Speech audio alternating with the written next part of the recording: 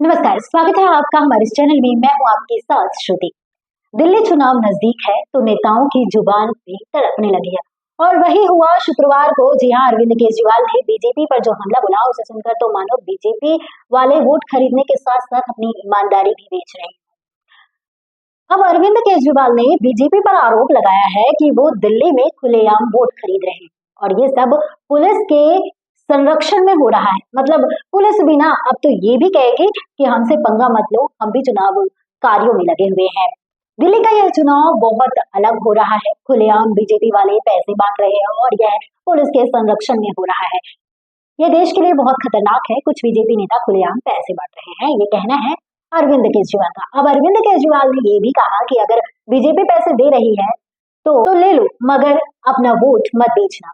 अब तो इस बयान को सुनकर लग रहा है कि केजरीवाल कहना चाह रहे हैं कि जो बढ़ रहा है वह चुपचाप रख लो और वोट हमें ही देना। इनका भ्रष्टाचार का पैसा है, इनसे यह सब ले लो लेकिन अपना वोट मत बिकने देना, वोट मत बिकने देना। इन लोगों के पास यह पैसा कहां से आ रहा है? इन्होंने आपसे लूट कर यह पैसा कमाया है और अब यह वही पैसा बांट रही है। बीजेपी 1100 रुपए में आपका वोट खरीदना चाहती है। याद रखना, जिसको मर्जी हो वोट दे देना, लेकिन उसे बिल्कुल वोट मत देना जो आपका वोट खरीदना चाहे। ऐसे लोग देश के गद्दार हैं और देश के जनतंत्र के लिए खतरा है।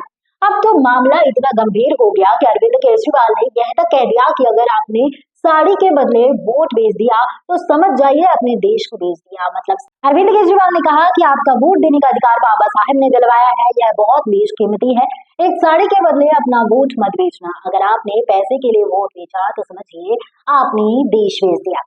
अब इन आरोपों के बीच केजरीवाल ने दिल्ली पुलिस को भी लपेटते हुए कहा कि ये सब पुलिस की सुपरविजन में हो रहा है। मतलब पुलिस के संरक्षण में यह सब हो रहा है और यह देश के लिए बहुत खतरनाक है। इससे इनसे यह सारे पैसे और सामान ले लो लेकिन अपना वोट मत बेचना, ये कहना है अरविंद केजरीवाल का। खैर, इस राजनीतिक ड्रामा में हमें एक ही सवाल का जवाब नहीं।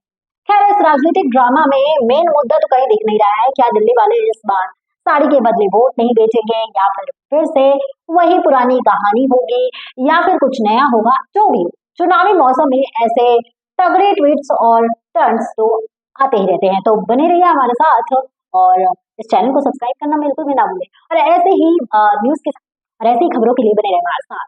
धन्यवाद।